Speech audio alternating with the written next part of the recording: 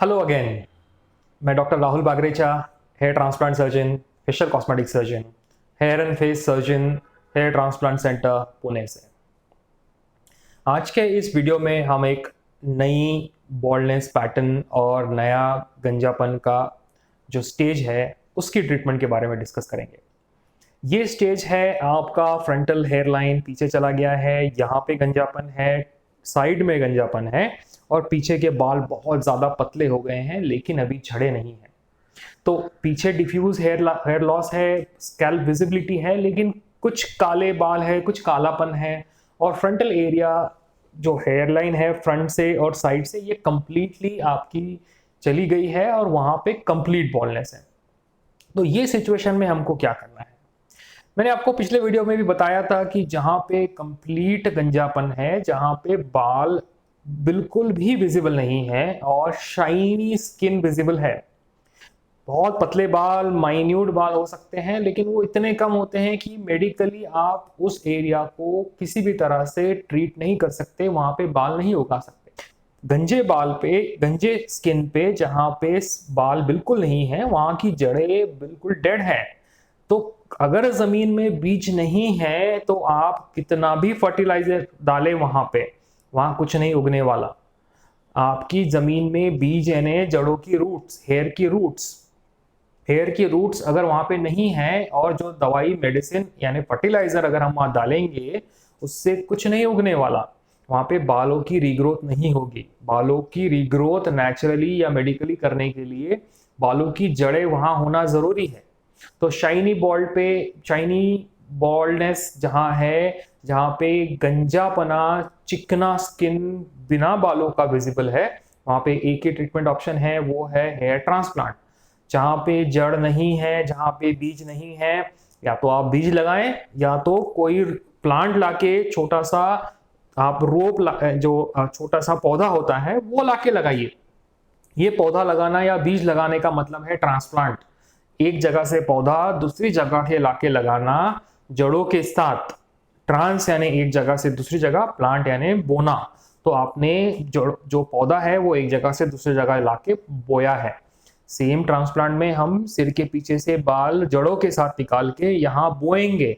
बोना यानी प्लांट करना, ट्रांस यानी एक जगह से दूसरी जगह। ट्रांसप्लांट का मतलब बालों को एक जगह से निकाल के दूसरी जगह हमने ट्रांसप्लांट कर दिया। तो फ्रंटल एरिया के लिए हमको ट्रांसप्लांट यही एक ऑप्शन अवेलेबल है। पीछे के बाल जो अभी पतले हो गए हैं और स्कैल्प विजिबल है, तो यहाँ पे पिछले सारी वीडियोस में बताई हुई चीजें तो करनी ही है ताकि ये प्रोग्रेशन और ना बढ़े। पीआरपी ट्रीटमेंट यहाँ पे बहुत जरूरी है। पीआरपी ट्रीटमेंट में आपके बाल काफी हद तक वापस घने हो सकते हैं, लेकिन अगर इस सिचुएशन में आपके डॉक्टर ने प्रॉपर एग्जामिनेशन के बाद ये देखा कि ट्रांसप्लांट, पीआरपी ट्रीटमेंट या कोई मेडिकल ट्रीटमेंट से आपके बालों की जो ग्रोथ है वो इतनी सफिशिएंट नहीं होगी कि आपकी स्कैल्प विजिबिलिटी कम हो, तो वो आपको ट्रांसप्लांट और पीआरपी ऐसा कॉम्बिनेशन भी सजेस्ट कर सकते हैं या उन्होंने करना चाहिए। जिन एरिया में अब बाल झड़ते होंगे, झड़ रहे होंगे, तो फ्रंटल एरिया जो है वहां पे बिल्कुल बिल्कुल बॉल्ड पैच होगा। एक ट्रांजिशन पीरियड होगा, एक ट्रांजिशन एरिया होगा जहां पे बाल पिछले बालों के मुकाबले थोड़े ज्यादा पतले होंगे, ज्यादा बाल झड़े होंगे लेकिन कंप्लीट बॉल्डनेस नहीं होगी। तो ये इस एरिया में जो ट्रांजिशन एरिया है, पर्टिकुलरली आपके बॉल्ड एरिया और पिछला एरिया जहां पे बाल सफिशिएंट अमाउंट में अवेलेबल है, एटलीस्ट वो ब्लैक दिख रहे हैं, ये जो बीच का एरिया है, यहाँ पे बहुत बार ट्रांसप्लांट और पीआरपी ट्रीटमेंट का कॉम्बिनेशन जरूरी होता है। ट्रांसप्लांट में जो डेंसिटी है वो शायद उतनी ना लगे जितनी आपके फ्रंटल हेयरलाइन में है, क्योंकि हम ट्रांसप्लांट और पीआरपी का कॉम्बिनेशन करके वहां पे सफिशिएंट डेंसिटी ला सकते हैं।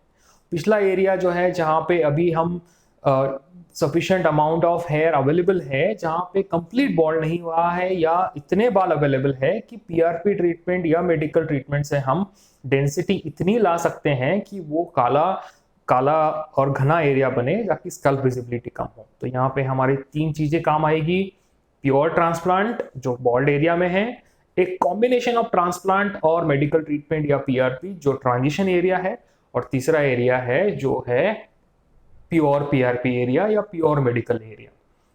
तीनों का कॉम्बिनेशन की आपको ज़रूरत होगी। इसकी डिज़ाइनिंग, किस तरह से बाल लगाने हैं, किस एरिया में ज़्यादा बाल लगाने हैं, आपको ये एक पर्टिकुलर प्लानिंग इस तरह से करनी होगी कि आपके बाल उगने के बाद जब वो आप कोम करें तो मैक्सिमम एरिया कवर हो। ये प्लानिंग किस तरह से होती है, क्या होती है, ये आपके डॉक्टर आपको बताएंगे। पर्टिकुलरली जो फेशियल कॉस्मेटिक सर्जन्स हैं, जो कॉस्मेटिकली आपको आपके फेस को रिकॉग्नाइज करके उसको एनालाइज करके आपके चेहरे को क्या सूट करेगा और किस तरह से किस एरिया में ज़्यादा डेंसिटी लगाने से मैक्सिमम एरिया कवर होगा, ये आपका प्लानिंग करके बता सकते हैं। तो आपको ये 3 चीज़ें रिकमेंडेड है, ट्रांसप्लांट, कॉम्बिनेशन ऑफ ट्रांसप्लांट और पीआरपी। Thank you.